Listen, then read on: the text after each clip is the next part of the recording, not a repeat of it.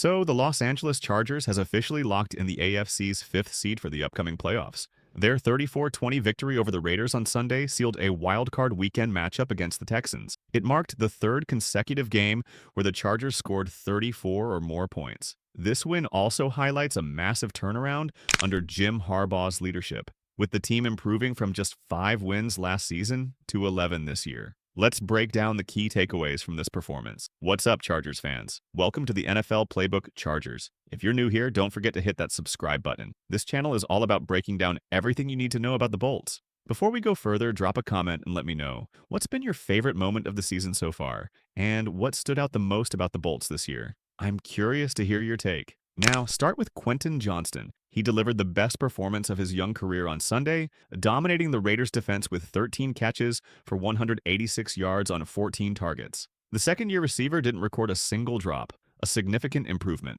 While he didn't find the end zone, he came close, only stopped by a Q Blue Kelly pass interference that nearly set up his 9th touchdown of the season. His standout game was complemented by Ladd McConkey's 95 yards on just 5 receptions, a combination that could be crucial as the playoffs approach. Houston will likely focus on limiting the rookie's impact, but Johnston's breakout showing gives Los Angeles confidence they can still move the ball effectively, even if McConkey faces tight coverage. The Chargers continued their offensive surge, scoring at least 34 points for the third straight week after dropping 34 on Denver and 40 against New England to close out December. Justin Herbert threw for 346 yards, his second highest total of the season, falling just 3 yards short of his 349-yard outing against the Cardinals. The ground game was equally effective, racking up 137 rushing yards, with J.K. Dobbins leading the way with 63 yards and Herbert adding a 41-yard scramble. It marked the third consecutive week Greg Roman's offense has surpassed 375 total yards,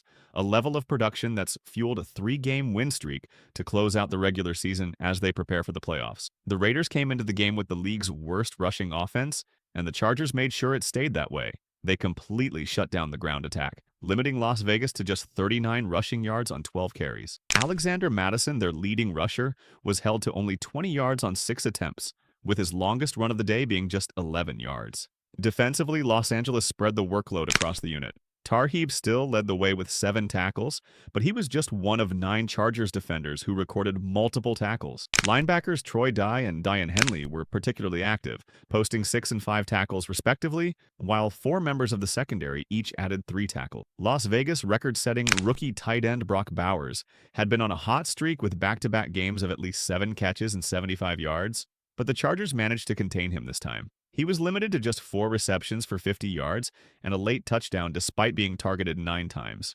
It mirrored Los Angeles' performance from Week 1, when they held him to 6 catches for 58 yards. However, the Chargers did surrender 123 yards and a touchdown to Jakobi Meyers, who caught 9 passes and surpassed the 1,000-yard mark for the season. Even with Bowers already holding 2 NFL rookie records, most single-season receptions and receiving yards for a tight end, along with a franchise mark for receptions, the Chargers successfully kept his overall impact in check. Despite the win, the Chargers weren't without their struggles, particularly in the first half. A last-minute shuffle on the offensive line, caused by a pre-game knee issue for Rashawn Slater, forced Joe Alt to shift to left tackle, Trey Pipkins to right tackle, and Jamari Salyer into the lineup at right guard. The adjustments led to some protection issues, with the line allowing 3 hits on Justin Herbert. Trey Pipkins also briefly exited the game with an oblique injury. On defense, Los Angeles may have been overcommitted to stopping Bowers, which allowed Jakobi Meyers to find space, especially over the middle. While Alohi Gilman returned to action, he appeared a bit rusty after missing 6 games with a hamstring injury. That kind of singular defensive focus might not hold up as well against more talented playoff offenses. Even with those challenges, the Chargers adjusted well in the second half, outscoring the Raiders 17-10 while getting Ladd McConkey and tight end Will Dissly more involved. This resilience under Jim Harbaugh has become a defining trait of the team, an ability to work through adversity that could be key to a deep playoff run. The Chargers have shown they can overcome adversity and finish strong when it matters most. With the playoffs just around the corner, their offensive firepower and defensive adjustments will be put to the ultimate test. Can they keep this momentum going and make a serious run for the Super Bowl? Share your thoughts in the comments below.